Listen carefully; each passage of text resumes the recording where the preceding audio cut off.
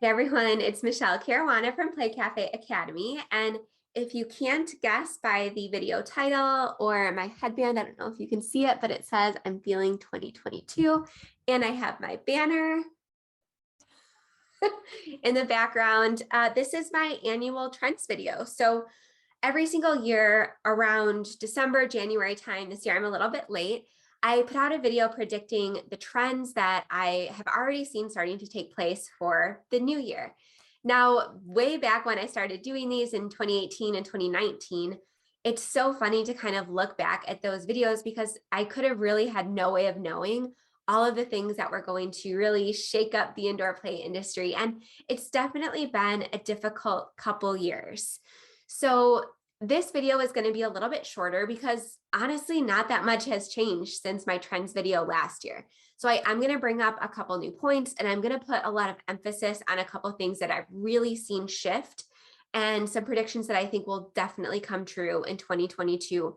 And so if you are just starting to open, or if you're a new indoor playground owner, or you're currently operating, this is a video you want to watch. But also if you want a little bit more in-depth detail in what I'm going to talk about today for a lot of these topics, like memberships and birthday parties and cafe operations and things like that, I'm going to be making their own standalone videos so that I can really dive deep into each of those specific trends that I'm predicting, just to give you a little sneak peek of what's coming in this video. So stay tuned for those. I'm going to really dig into those couple things, especially memberships and things like that, because again, spoiler alert, I truly feel like memberships are the way this industry is headed. And basically what I'm going to tell you in this video is that indoor playgrounds are not surviving. They are not thriving unless they have a strong membership revenue stream.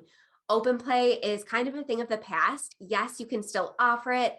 It's just not healthy or sustainable to rely on that as a main source of revenue. So I'm going to dig really deeply into that in an upcoming video. This is just kind of more of an overview of all of these trends, but I'm also going to link to my 2021 video because again, not that much has changed. I made a lot of predictions last year that are going to stay the same for this year. So I'm going to just do a quick little video and let you know that I'm going to dig deeper into these topics because I've put out a couple really long storytime videos lately. So I'm going to give you guys a little break today and just be a little bit lighter. So before I get started, don't forget to subscribe to my channel and turn post alerts on so that you never miss a video. Because again, a lot of great content is coming your way. So without further ado, I'm going to get into the 9 indoor playground trends that I've already seen starting to take hold of the industry in 2022 and beyond.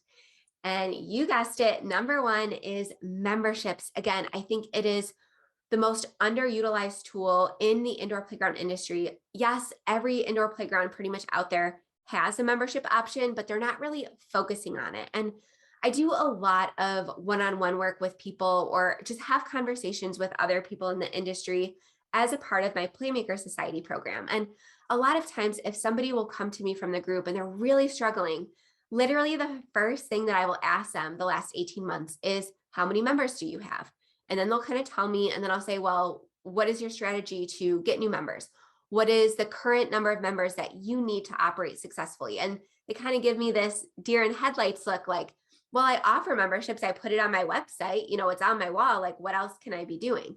And to me, when I look at their social media, when I arrive at the homepage of their website, when I look at the content of their emails, even though they're offering memberships and they feel like they've kind of checked a box by making this, implementing the strategy that I've been recommending for the last 18 months now, they're not really focusing on it. They're still focusing on open play. They're still on that hamster wheel of getting as many people in the door every single day as they can.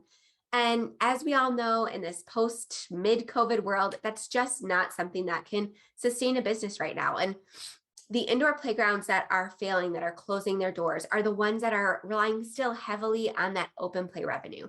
So I'm here to tell you that memberships are absolutely necessary to have a thriving indoor playground business in 2022 and beyond. There is no way of getting around it.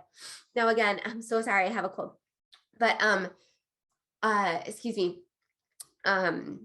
One of the videos that I'm really going to dig into coming up is about how to calculate how many members you need to have a thriving membership business.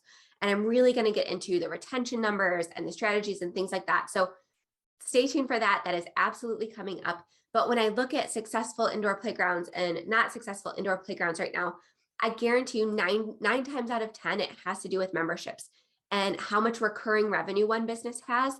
And chances are that's going to be the business that is thriving, whose owner has more creativity and more flexibility to add new options, maybe a subscription box or an online class option. The person who's still focusing on open play and can't rely on that recurring revenue in their business, they're still hustling 24/7. They don't have enough money to hire a manager. They're barely covering their overhead. So again, this is something that is a huge focus of mine in 2022 and beyond. My goal this year is to help as many indoor playgrounds create a sustainable and thriving membership business that not only covers their overhead, but helps them just have more ease and joy within their business. So I'm really excited for that. And there are honestly so many different reasons why having a membership based business or a membership focused business is more joyful and easier than relying on open play. So stay tuned for that because I have a lot of feelings based on that. But essentially, having recurring revenue makes your business less seasonal. You have to focus less on getting new people in the door every single day. All you have to do is focus on keeping, instead of getting 100 new people in the door every single day, you just have to focus on retaining 100 or 200 members and keeping them happy, because retaining a customer is so much easier and so much less expensive than getting new customers on a constant basis. So again, stay tuned for my membership content, but I think memberships are the way to go. If an indoor playground doesn't have a membership business in 2022 and beyond, and it's not a main focus, they are not going to survive. Focusing on open play is not the move in 2022, so don't do it. All right, this brings me kind of into my next trend, and this is classes in education. So a lot of businesses and a lot of indoor playgrounds specifically have kind of incorporated these classes in education into their membership model. So a great example of this is House of Playful Soul in Queens, New York. And I will link her website below, but she has recurring classes that people sign up for, either 6 or 12-week programs. And I know she's thought about doing a membership where it's just continual on an ongoing basis. It's not even just a series of classes, but she's really taken this membership strategy and incorporated it in a way that fits with her business, because her business is very class focused. And what's really caused her to survive throughout the pandemic has been her preschool program and her mommy and me and toddler classes. So she's a great example of how she made a membership work for her business because her facility is a bit smaller. She's located in New York, where we all know real estate is really expensive.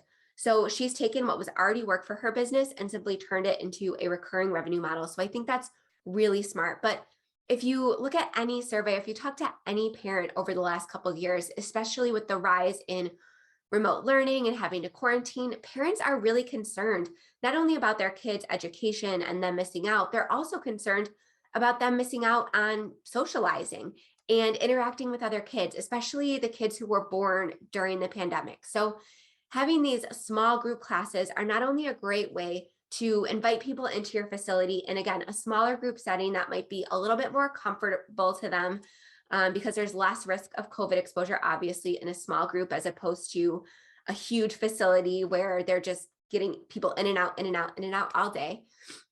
But it's also going to meet that need that so many parents have. So it's a great way to make more money because you charge a premium for classes. You would charge a lot more for a hands-on, professionally run class than you would an open play pass. So you can make more money, you can set it up to be recurring revenue, and you can give parents a safe space to bring their families in a small group setting without having to worry about too much exposure. The next trend that I want to talk about, so now we're at number 3, is co-working and childcare. So with this rise in remote learning and a lot of quarantining in offices suggesting that their employees move remotely, there's been this huge need for childcare. And if anyone's been looking into childcare costs lately, they are kind of outrageous. So it's really hard to get a spot in daycares and preschools everywhere like that. So it's leaving parents that are having to work from home while juggling childcare. It's leaving them with not a lot of options, and it's leaving this huge demand. So I know for me, I have flexible hours. I can kind of work whenever I want to. But when my kids were home from break last week, I was going crazy. I was trying to work at like 11 p.m. and I was just not doing my best work, and I was not as creative and as productive as I normally am. So I would have killed if an indoor playground facility near me would have said, hey, you can bring your kids in. We're going to open this up to a very limited number of families. You can bring your kids in. We're going to have, a couple of people on site running a class or monitoring the play area. So you can just kind of still be on site and still be present so that they don't have to operate as a daycare. They don't have to get a daycare license. So parents can stay on site, but kind of instead of being as hands-on with their kids in the play area and take on as much of a supervisory role, they can kind of plug in and just get some things done, whatever they need to, so that the kids can have fun. They can get out of their house into a new environment and socialize. Again, talking about that increased need for socialization. And it's also giving the parents a break so that they can, make a grocery list or meet their deadline or anything like that. So I'm definitely seeing a rise in facilities offering co-working and childcare options, date night options, things like that. Because again, childcare is really hard to find. So Wiggle and Work is one of my favorite facilities. They're located in LA, and they're actually almost completely focused on this co-working phenomenon, because in LA, there's a huge need for this. But outside of LA, I've actually seen this model kind of permeate throughout the smaller towns where there wasn't as much of a demand before, but there is now, again, because of the pandemic. So if you're considering a way to add an extra revenue stream to your business, I would highly consider a childcare or a co-working option for your customers. And again, this can be exclusively focused on co-working and childcare, or you can just have it as one day a week or one day a month or an evening a week or something like that, just in addition to your other revenue streams. The fourth trend that I've seen going into 2022 is definitely a bigger focus on parties and private events. So as I mentioned in the beginning of this video, it's become increasingly difficult to focus on open play for any amount of revenue, let alone a sustainable amount of revenue. So we've seen a lot of indoor playground facilities, even the ones that used to be open exclusively for open play or primarily for open play on the weekend. We've seen a huge shift to them instead offering those spots and offering their facility space for private events only, because again, it reduces the COVID exposure for both their customers and their staff. And parties just are a bigger revenue generator. Even those bigger facilities, again, we just can't rely on getting as many people in the door as possible because people don't want to be in crowds. It's not safe to be in crowds yet. I might change my tune towards the end of 2022. So I'm giving myself permission to kind of change my mind about that. But I've definitely seen a huge shift and a huge focus on more private events, booking play passes in advance, as opposed to those bigger facilities just kind of trying to get as many people in the door as possible. Instead of focusing on the quantity of traffic, they're really focusing on the quality. And instead of having to sell $1,010 play passes a day, they're just focused on selling, like, let's say 100 parties per year or per month, or depending on the size of the facility. But I've definitely seen facilities focus on these higher ticket items like birthday parties and really shift away from open play even on the weekends. And this has been a huge topic inside of Playmaker Society. And everyone has on their mind right now, how to get their birthday party calendar booked, because we all know that open play isn't consistent. And I'm actually releasing a brand new program this week for early bird pricing only. It opens on February 7th, but again, I'm allowing the people that are going to sign up for the wait list. I will link it below this video, and it's going to be all about how to book up your birthday calendar if you're an existing indoor playground owner for 2022 and beyond, even if you're on a tight budget. So if you want more information about that program, again, it's linked below this video. It's called Book More Birthdays, and I'm so excited about it. It's a 6-week coaching program, and I'm going to be right there along with you, and I'm going to help you book your birthday calendar for 2022. Because again, we can't focus on open play. We have to focus on these more sustainable revenue streams that are going to bring in a higher amount of revenue per booking. So again, $10 play pass versus $1,000 birthday party. There's not really that much competition, especially when we have no idea what's going to happen with closures or capacities or anything like that. So again, that information is linked below this video. And something else that I wanted to share about the focus on private events and things like that. I'm just looking at my notes because I wanted to call out a couple Playmaker Society members here. But Elle from Pico Pie's indoor playground in Texas, she mentioned when I was talking about this in Playmaker Society on our latest coaching call, I think, she was saying that she's seen a huge increase in the kind of Pinterest obsessed parent, and she is making a lot of changes for her birthday party packages to kind of cater to that. So a lot of people have, been kind of bored at home on their Pinterest boards, like I said, and they're expecting these huge giant decorations and balloon garlands and things like that. So I've seen a lot of indoor playgrounds kind of empower their guests to kind of bring in their own decorations and allow for more setup time. Because previously, a couple years ago when I was operating, a lot of the parents just wanted us to do everything and they wanted to be kind of hands off. But I don't know what this pandemic did to people. It taught us to make bread, it taught us to make whipped coffee, and it also made us a lot more interested in throwing these elaborate parties because, I mean, after all, we don't get to see our friends or our families as much as we used to. So for whatever reason, people are so much more interested in these Instagram ready photo drops and garlands and all that stuff. So while a lot of indoor playground owners that had the bandwidth have kind of adapted their add-on menu to incorporate these and to increase the amount of money that they're able to make with each party from these add-ons. So for example, Tal from Art Factory and Party Place in Virginia, she does beautiful, amazing balloon gardens. I know Christine from Sweet Peas Play Cafe in Kokomo, Indiana is offering balloon garlands. I know Alicia from Gentle Hands in Tallahassee, Tiffany from My Play Cafe in Missouri. They're all offering these amazing balloon garlands and backdrops, and they're really able to increase the amount of revenue that they're making per birthday party by adapting to this new trend that's happening as I think a result of the pandemic, or who knows, maybe it's just a result of Instagram, but we've seen a big increase in this DIY Pinterest obsessed mom. So you kind of have to make a decision on if you're going to add that as a new revenue stream, these, big elaborate decorations and these customized themes, or if you're just going to say, you know what, we're going to keep it simple. And if you want to do that, it's fine, but you're going to have to bring it in. But that's kind of a decision that a lot of us are faced with in 2022. All right, the fifth trend, this is again a repeat from 2021, but I've seen a lot of indoor playgrounds shift more from the fine motor play, those little knobs and play food and things like that, that fine motor play, to gross motor play because it's easier to clean.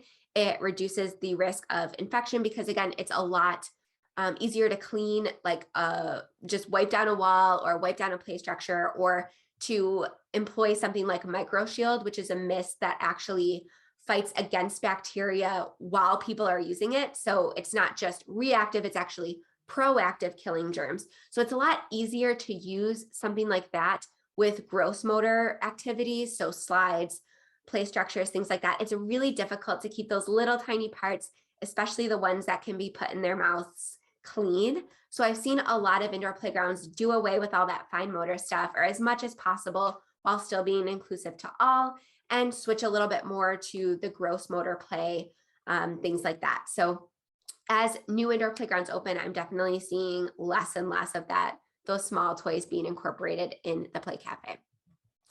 All right, trend number 6, and this is again a repeat from 2021, not that much has changed. I am recommending that every single person who's considering opening an indoor playground have a cafe as a revenue stream in their business. Christine, again, from Sweet Peas Play Cafe, Tiffany from My Play Cafe in Missouri, Katie, oh my gosh, I'm going to forget everybody's names. But basically what I'm trying to say is that they've all proven that cafes can be a sustainable stream of revenue. And while it may seem like a huge investment up front, we've run the numbers, we've seen the results, and it's very easy to recoup the cost of whatever investment you're making in your cafe equipment, even when you're buying commercial grade stuff, very, very quickly. A lot of parents are very into, the fancy lattes and drinks and things like that right now. So not only will a cafe help you stay open in the event of another closure, because again, it will deem your business as essential. Christine, again, from Sweet Peas Play Cafe in Kokomo, Indiana, she was doing curbside, she was doing delivery so that she was still able to maintain a stream of revenue during the shutdown. And she was even doing things like dropping off art kits and things like that to kind of boost her revenue stream as she's selling coffees and again, just staying alive while things were shut down.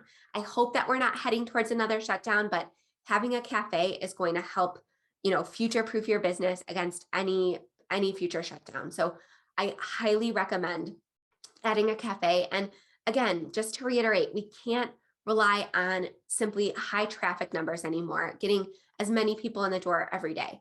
We instead have to focus on giving people as many options when they walk in the door so that instead of spending $10 when they walk in, we're offering pastries, we're offering balloons on a stick, we're offering coffee, we're offering lattes, we're offering snacks. So that instead of, again, $10, people are spending $30, $35, $40. And those cafe items, coffee, snacks, things like that, those are going to be some of your highest margin items. So not only are you increasing your gross revenue, you're also increasing the profit that you're making every single time someone walks in the door.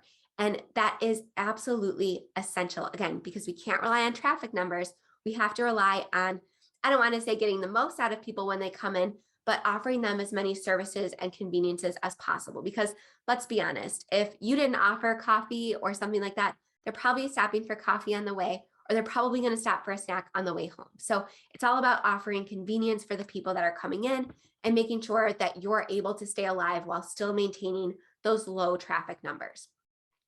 All right, now we are at number 7. The 7th trend that I'm seeing going into 2022 is a lot of indoor playgrounds are adding physical products, more emphasis on physical products, and e-commerce. So I'm talking about subscription boxes. So Alicia from Gentle Hands Play Cafe in Tallahassee, she added a great sensory bin kind of subscription to her business, and she's selling a lot of those as one-off products and things like that. So I think that is very, very smart. I know I just had somebody on my podcast, Allison Carter. She launched a subscription box for moms who want to make magical memories around the holidays with their kids, but they don't really have the time to execute. So I've seen a huge increase in indoor playgrounds offering not only these physical products and subscription boxes and things like that, but also digital products. So Toy from House of Playful Souls, she started to offer virtual classes, and she's starting to offer a digital membership for other business owners who want to run successful classes in their business. So a lot of these indoor playground owners are thinking outside the box. Instead of just offering services, they're now offering products, both physical and digital, which I think is so important, again, to not only survive, but thrive in these post-pandemic times.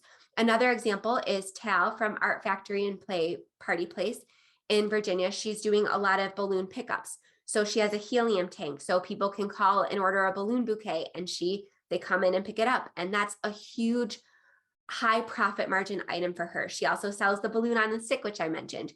She sells balloons as an e-commerce store, so anyone can go and order balloons or an art kit or something like that. She also has a subscription box. And Tal is one of the business owners that I admire most in this industry. I visited her facility earlier this year, and it was truly a work of art. And it's not really a pun because it's an art studio as in addition to a play space, but I couldn't believe it. She had a whole warehouse in the back of people packaging balloon orders and paint orders and art supply orders and subscription box orders. It was amazing to see how she's really been able to meet the increased demand of all of these trends that we've seen going into 2022 and really just run with it and execute on everything that she's seen. She's one of the people who I admire most, again, because she listens to her customers, she sees what they're asking for, and she delivers it to them. So hats off to all of the people who are, again, increasing these physical products and digital products to survive in 2022. All right, the 8th and second to last trend is mobile businesses.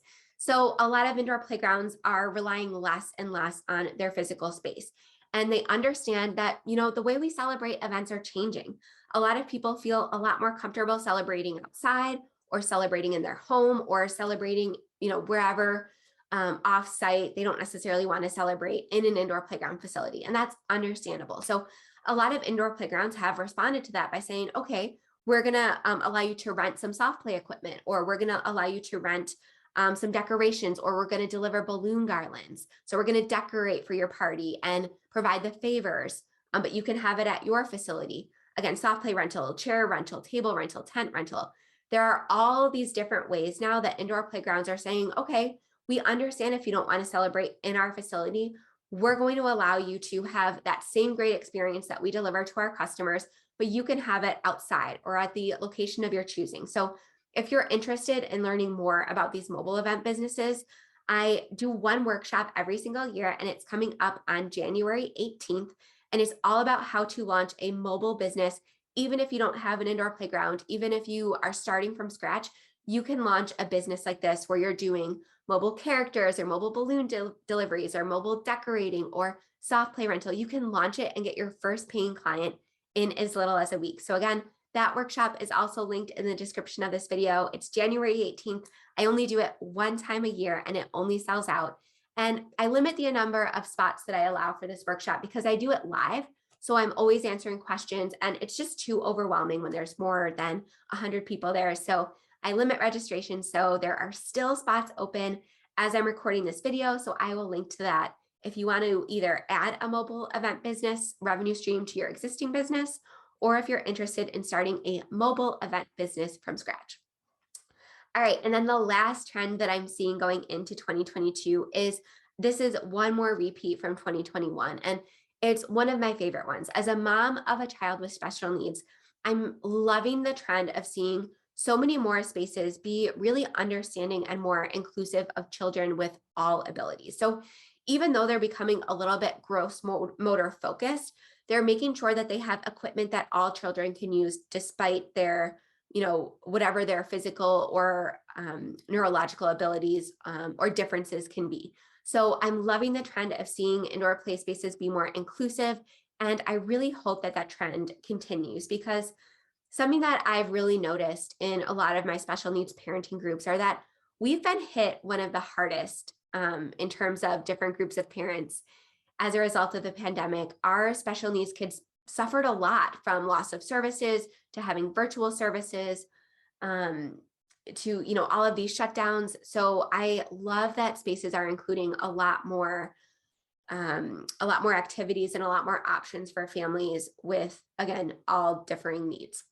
So I really hope that that continues. And I've seen a lot of people increase the amount of sensory play times they have. So sensory friendly, so less music, less crowds, things like that. So again, I've seen a lot more facilities offer different play times for different groups, but also just saying, hey, while you may feel more comfortable visiting at a specified time for, either children with autism or neurodivergent children, they're also saying, hey, if you would rather come with all of the other kids, that's absolutely fine. We're not saying that you have to utilize these specific times. We're just giving them to you as an option, but here's how you can make the most of your visit and make it as successful as possible if you do decide to visit us during normal hours. So I'm loving that indoor playgrounds are, again, catering to all sorts of differences, both physical and neurological and mental. So I'm really happy about that. And I really hope that that trend continues through 2022 and to infinity and beyond. All right, so that was my trends video for 2022. Again, if you want to watch my 2021 trends video, where I really dug a little bit deeper into some of these trends, like the cafes, memberships, like the gross motor play, I gave a lot more examples, but again, not that much has changed this year. So I wanted to give you an abbreviated version of that video going into 2022. And I hope you guys all had a great new year. And again, don't forget to subscribe to my channel, because I'm going to be putting out a deep dive into a lot of these topics in the coming weeks with my videos. All right, have a great day, guys.